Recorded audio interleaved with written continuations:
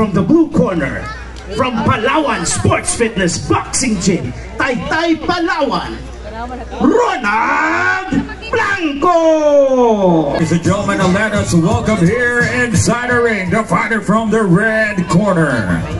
Ladies and gentlemen, from the red corner, representing from Peñalosa Boxing Gym, Pero Living, Parañaque, Ken Danelia. From the House of Representatives Committee on Appropriations, Chairman, and ladies and gentlemen, let us all give a big hand to Congressman Elizalde Co. Aking bagay po ito sa Masbate. Matagal na po itong lagi kinikwento sa akin ni Pinsan 10 years ago na ang pangarap niya ay for the Masbateño na mag-grow in terms of tourism. Kasi po ang turismo is trabaho. Kaya this is the right sports. Talagang truly support being a chairman ng appropriations. I'll make sure na lahat na adikain ni Pinsan, especially sa boxing, maalam ko, maliit pa ako, magaling ang mga Masbateño pagdating sa boxing. Actually, ang talagang Uragon ang mga Masbateño, in terms sa mga Bicolano. Talagang, super fighter. Thank you for having me. Please give a big hand to Governor Antonio Tico! Oh, sa iyo na tanan, may nagabi. Ay, kaluya nga natin. May nagabi sa iyo na tanan.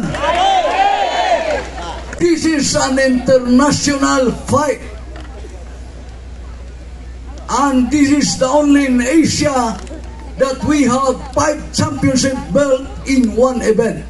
Ibig sabihin, sa isad na boxing, buruksing, isad na belt dapat ini 5. And not only for that, this is the first time that our boxing event will held in the lagoon. Amoy ni. Kaya adi kita. These things will not materialize. There will be no pay-per-view, there will be no signal, plus TV, Channel 7, ABS-CBN, without this very important person. He is the major sponsor of this ATK promotion today. This is a representative of ako Bicol Party List, the person of Representative Saldico Maykase.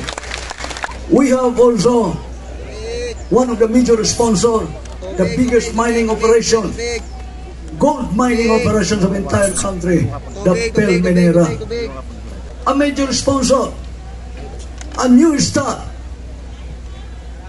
resort and casino in Cebu. The national ring announcer, we have here a very controversial ring announcer in the person of Ted Lerner, our international matchmaker, in the person of Sean Gibbon.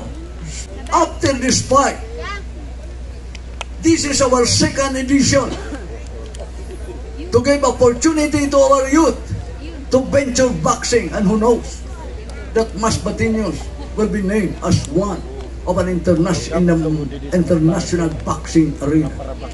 Masbateños shared a world champion in the name of Pedro Adige,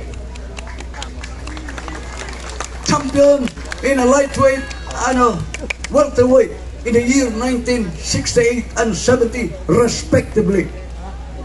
And not only for that, we have Tipoy Alamag, an oriental champion of bantamweight. So with that inspirations that we have, 101% with no percentage error occur at the earliest possible time, fighting against all odds, we can produce a second world champion. Masbateño, salamat. Kaya natin ito. from Masbate Lagoon here in Matayom, Kataingan, Masbate. Governor Antonio Co's ATK Promotions is proud to present Bakbakan sa Masbate 2nd edition boxing event happening in this tourism event 2024 Bagat Dagat Festival. And ladies and gentlemen, this bout is sanctioned by the Games and Amusements Board Chairman Attorney Francisco J. Rivera. Assistant Chief of Pro Boxing and Other Contact Sports, Mr. Kenner So. And ladies and gentlemen, our ring physician, Dr. Francis Leo Arellano.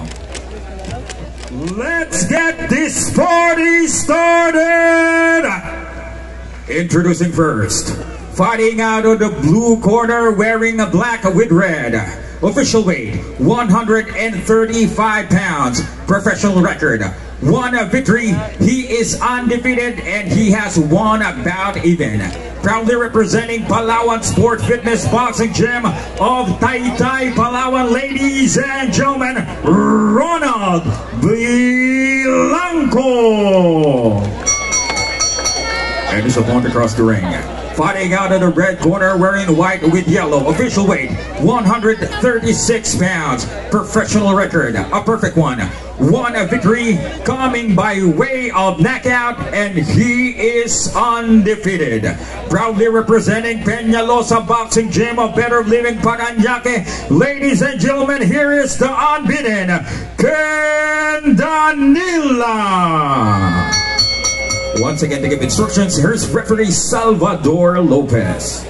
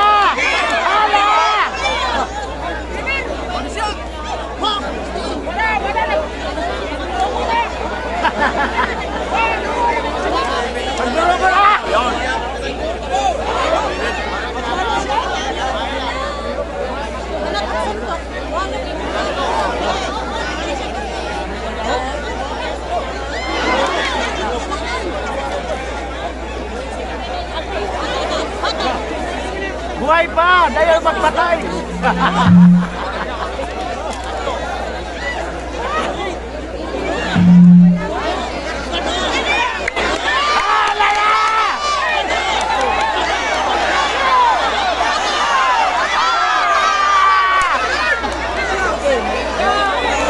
Buhay pa!